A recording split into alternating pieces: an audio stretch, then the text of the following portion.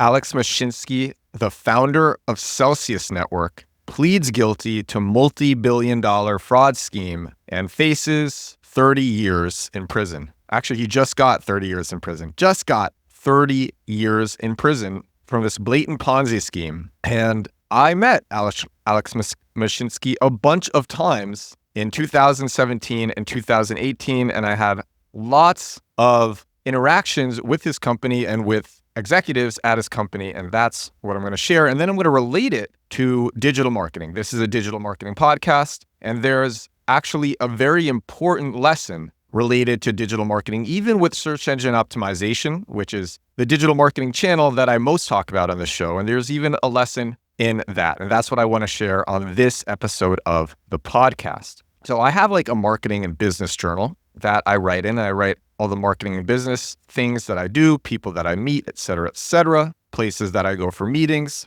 companies that I interact with. And so it makes it very easy for me to find interactions such as these. And I can pinpoint the exact dates and the exact people that I've spoken to and where I spoke to them. And so I first met Alex Mashinsky, and it was actually virtual when I first met him. By the way, I'm doing this because this news is so trending now. And I think if news within your niche is trending, or just huge news is trending and you're related to it and you can talk about it, in terms of attention, as long as you can do so in a way that's not out of line with your brand, it makes sense to do it. So in the middle of 2017, me and my friends, we did two things. We turned an existing programming meetup into the biggest blockchain meetup in the world. And I've talked about that before. Basically, we started throwing all these blockchain events. We wanted to get into crypto. And we had this existing programming meetup, Programming Mashed Well with Blockchain. We threw all these blockchain events. We went to lots of other blockchain events to get top speakers and meet people because we had such a big programming meetup. When we were going to do a blockchain event, which lots of programmers were interested in, tons of people would show up. And so we could get lots of people to show up. And so as a result, we could get top speakers. And then what happened by throwing all these blockchain events, meetup.com listed us as the biggest blockchain meetup in the world under the topics. It was Ethereum. It was Ethereum, and then it changed to blockchain. So now if you look on meetup.com for biggest blockchain meetups, we are number 9. We used to be number 1. Now there are bigger meetups. And at the time, we were the biggest Ethereum meetup because we were throwing all these Ethereum events. And we wanted to do a blockchain ticketing platform using Ethereum. And so we were working on that. We didn't end up doing that, but something great came out of it. And when we were working on that, we went to other blockchain meetups and presented it. And so the first time that I met Alex Mashinsky, it was virtual, and we were presenting to an angel investor meetup at Samsung offices in New York City. That's where I'm from. There were 40 attendees, and this is what I wrote. It was October 12th, 2017. So there's about 40 attendees, many of which are either angels or venture capitalists. Lots of people that I knew in the space by this point came. We had an assistant. She came.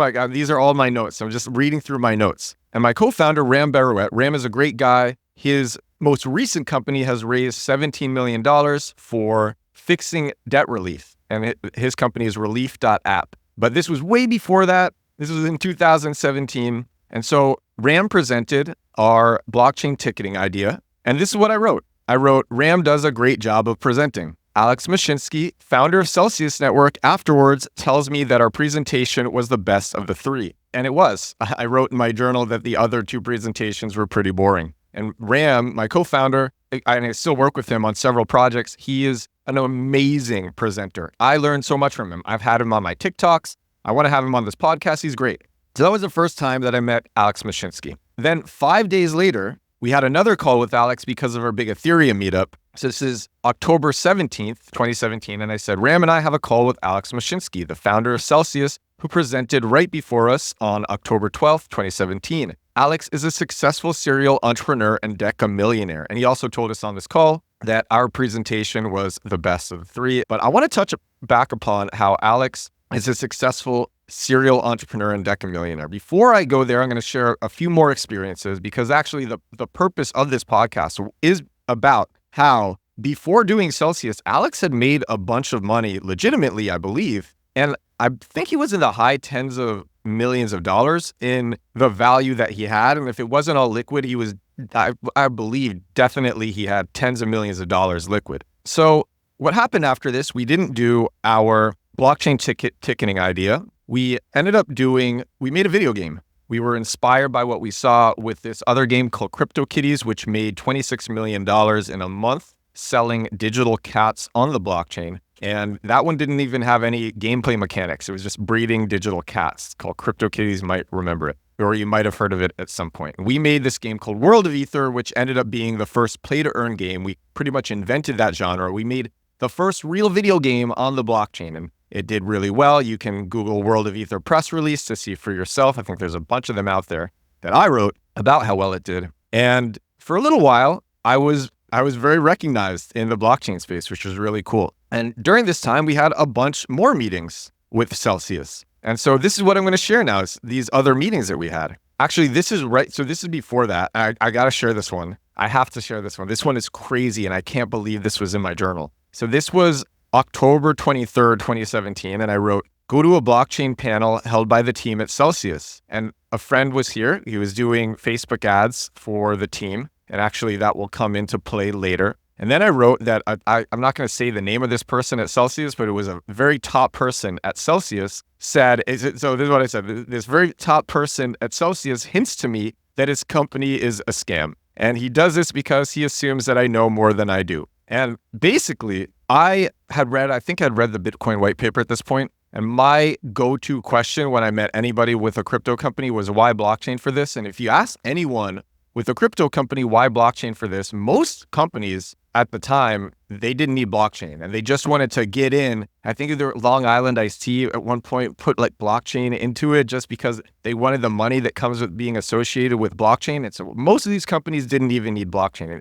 When you ask someone that question, people believe, and then you just shut up. And then what I would do is I would just shut up. So people just assumed that I knew a lot. I was still very new to the space. And so then when you just ask that and then shut up, people would eventually talk themselves in circles, realize that they were doing a bad job, and then come clean. And I think that's what happened here, but it was a long time ago. Either way, this is what I wrote. This top person at Celsius hints to me at his company being a scam. He does this to me because he assumes I know more than I do. I can't believe I wrote that.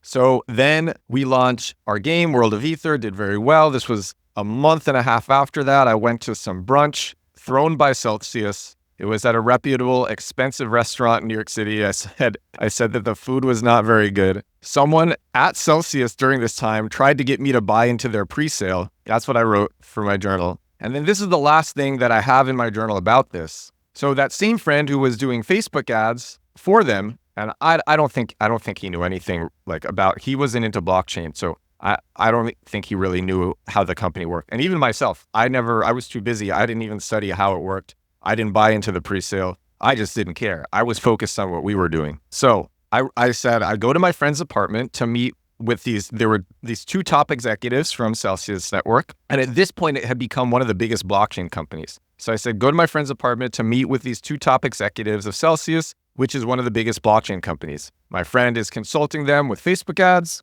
And I said, I expect to be pitching them on doing promotion through World of Ether. Instead, I'm consulting them for free. They're having a lot of trouble, and my friend asked me to advise them during the afternoon. I tell them some of the marketing things that have been working for me, and they do the same. They end up revealing everything about their marketing to me, including budgeting. That was the last thing I wrote of Celsius. I thought that we were going to because they were such a big company at the time, I thought we could do some sort of promotion together. I thought at the time maybe they would share us to their Twitter audience and we would share them to our Telegram group or our Twitter audience or something like that. But none of that conversation happened. They're like, we're having trouble and we need advice on marketing. And then what happened, and I've shared this before, crypto winter came and the price of Ethereum was $1,400 at the beginning of 2018. And at the beginning of 2019, it was like $80. A bunch of people that I worked with got demoralized and moved on to other things. Now, in retrospect, we should have continued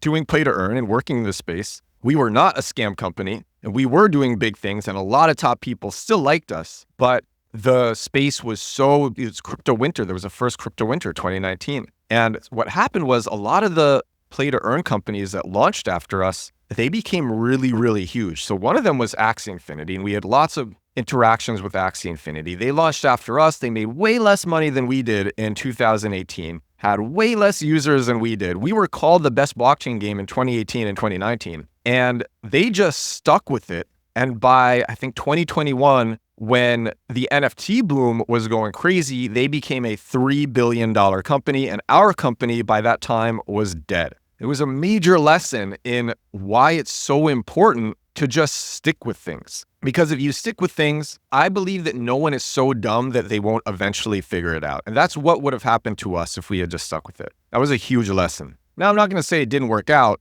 We still made a good amount. And then I went on to do other cool companies, and I've talked about those a lot as well. But so here's what occurred to me when I read about Alex Mashinsky being sentenced to 30 years in prison. And I thought back to when I met him. I saw him present at this blockchain event another time where his top person told me that they were basically a scam, or hinted. He didn't say that verbatim. He hinted at it. And Alex, he was a decamillionaire. He was set for life. In fact, when Ram texted me this story this morning, I literally said, damn, he was set for life. He didn't need to do Celsius. That's what I wrote. And it reminds me of search engine optimization, because lots of people, so I actually believe SEO is really easy. And I've talked about it so much on this show. It's like, if you want to rank for a keyword, first of all, find bottom of funnel keywords because they have way more purchase intent. They're way less competitive. And then when you have a bottom of funnel keyword, all you need to do is write a 400 to 500 word page and put that keyword at the beginning of your page title, meta description, H1,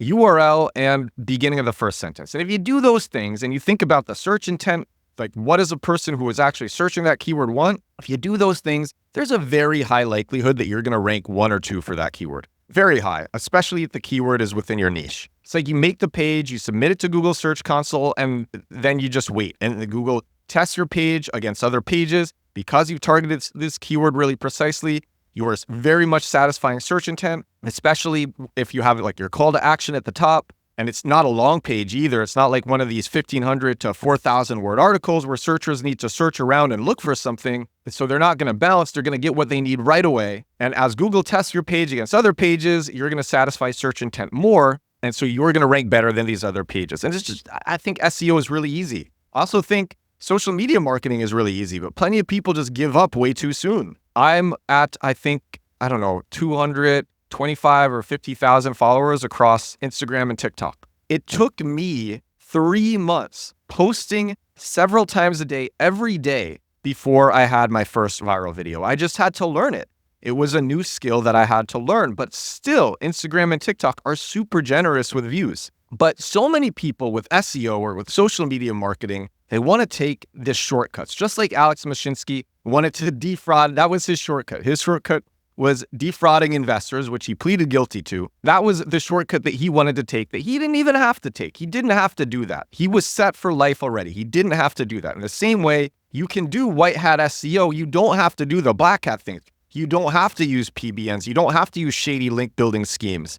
With social media marketing, don't buy followers. Never buy followers. That's actually going to ruin any account if you buy followers, because then your content gets pushed out to fake followers who don't exist, and so your engagement metrics suck. Or, okay, here's something that people will do. They will pay to have big accounts comment on their videos, and this is a signal to social media algorithms. This is especially the case on X. And so then the content gets shown to more people. And what that does is, first of all, you don't actually learn how to make good content, but also you are just giving the social media algorithms very unreliable information about your account. And so you can actually still bomb your account by doing this just because the algorithms are confused. And I see that happen all the time. And then you might make actually a good video, but the good video doesn't do as well as it should because the algorithms don't know the people to share it to initially. And so all these people are just so obsessed with taking these shortcuts. And there are some that work in the moment. Don't get me wrong. PBNs will work in the moment, but you're still competing with some of the top developers who are working in teams at Google to stop you. And so you do these short-term things instead of thinking about the long-term. And I believe that business, when you think about the long-term, is so easy. And I mean, I just described this. We made the same mistake with our game, World of Ether. We weren't thinking long-term. Had we been thinking long-term, we might still have stuck with it. We had created a cool brand that lots of top people in this space loved, and the space wasn't going away. But we weren't thinking long-term. We were ignorant. And when you really think about something from a 5 or 10 year goal, about what you can create, that's when I believe it becomes really easy. And I shared this before. Over the summer, I saw Jay Penske, the founder of Penske Media Corporation, speak at an event. And Penske Media Corporation is one of the 16 companies that get like 80% of the clicks from Google or something crazy like that. Just because like the top publishers, the biggest publishers, have the most domain authority and the most content. And so they rank for like 80% of the keywords that are searched for. Doesn't mean that if you're not one of these people, you can't do SEO. Like the market is so big. And also these companies move really, really slow. So it's easy to take market share away from them if you know what you're doing. But I saw Jay Penske, founder of Penske Media Corporation, speak. Penske Media Corporation holds, I'm going to actually share their holdings because it's crazy. Okay, PMC successfully owns and operates Variety, Rolling Stone, The Hollywood Reporter, Billboard, WWD, She Media, Rob Report, Deadline, Sportico, BGR, Vox Media, South by Southwest, the American Music Awards, New Year's Rockin' Eve, this crazy, Golden Globe Awards, Country Music Awards. Okay, so much. And what he said, and this actually, I wrote this on my website, edwardstrom.com, because I love this quote so much. So he talked about wanting to build generational assets. And he said, when you have a long trajectory and you really believe you want to own this business for 25 to 50 years from now, you're making decisions that are so much healthier for the near-term success of these brands. I'm out for building not fleeting businesses, but generational assets. And when you think like that, when you actually think like that, and you're thinking this long-term, hopefully it becomes obvious that you don't need to take these crazy risks that could get your website penalized by Google, that could mess up your account with social media algorithms, or like Alex Mashinsky did, send you to jail for 3 decades. And when I heard this morning, when I woke up and I got this message from my co-founder that Alex Mashinsky pleads guilty to this multi-billion-dollar fraud scheme and is now going to spend 30 years in prison, I just was like, he didn't need to do that. And even at the time, he was already set. And he could have used that to do something legitimate. Most people, what they do is they don't think long-term and they bounce around from niche to niche to niche.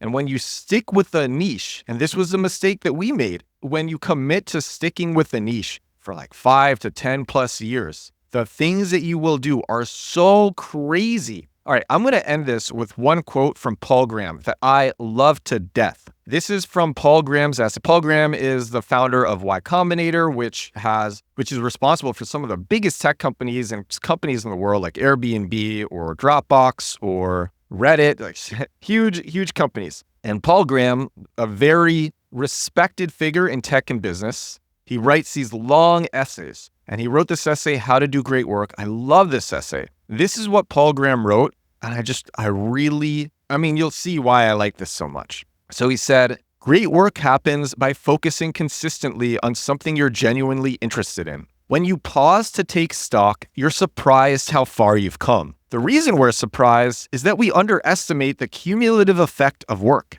Writing a page a day doesn't sound like much, but if you do it every day, you'll write a book a year. That's the key, consistency. People who do great things don't get a lot done every day. They get something done rather than nothing. If you do work that compounds, you'll get exponential growth. Most people who do this do it unconsciously, but it's worth stopping to think about. Learning, for example, is an instance of this phenomenon. The more you learn about something, the easier it is to learn more. Growing an audience is another. The more fans you have, the more new fans they'll bring you. The trouble with exponential growth is that the curve feels flat in the beginning. It isn't. It is still a wonderful exponential curve. But we can't grasp that intuitively, so we underrate exponential growth in its early stages. Something that grows exponentially can become so valuable, it's worth making an extraordinary effort to get it started. But since we underrate exponential growth early on, this too is mostly done unconsciously. People push through the initial, unrewarding phase of learning something new because they know from experience that learning new things always takes an initial push, or they grow their audience one fan at a time because they have nothing better to do. If people consciously realized they could invest in exponential growth, many more would do it. That's what I realized in February, I think, of 2023. And I was only a few months into making videos every day for TikTok and Instagram. I think I had maybe like 1,500 followers on TikTok and probably like 50 followers on Instagram. But I said to myself, man, what would happen if I did this every day for years and years and years? And I think today will be 765 days of posting in a row. This podcast is episode 518, and this is a daily show. I have done this podcast now for 518 days in a row. Crazy. What will happen? I was thinking about that last night before bed. What could this turn into? And the numbers for this show might seem small right now, a few hundred listeners per episode. If you add everything up between Spotify and Apple Podcasts and YouTube, I would say it's a few hundred to, on good days, a few thousand per episode, especially because I target keywords with not each episode, but a bunch of episodes. I target keywords. So there's longevity in the episodes too. But I mean, when I keep doing this, what could this turn into? I was thinking last night, imagine if it was consistently several thousand listeners per episode. That would be crazy because I do this every day. Or what if I could get it to tens of thousands of listeners per episode? That would be wild. Oh my gosh, because I do this every day and that would be tens of thousands of people long form paying attention to me every day. I get that now with TikTok and Instagram Reels, which is also very cool because when I just started, I was getting 100 to 200 views per video. But attention to a short form video is very different than attention to long form. And so I think about what Paul Graham wrote. What will this turn into when I do it every day? And I believe I really just believe with every bone in my body, with every fiber, that consistency is just the key to getting whatever you want. And so I'll repeat it. This guy who is now spending 30 years in jail, he didn't need to do this. And you don't need to take crazy, risky shortcuts. Though those are the good stories when they work out. The Ocean's 11, those are the good stories when they work out. But it is not necessary. So that's what I wanted to share with you on this episode of the podcast. This is episode 518, like I just said. Thank you so much for watching. If you are watching on YouTube, thank you so much for listening. If you were listening on Spotify or Apple Podcasts, take the long cut, not the shortcut, and I will talk to you again tomorrow. Bye now.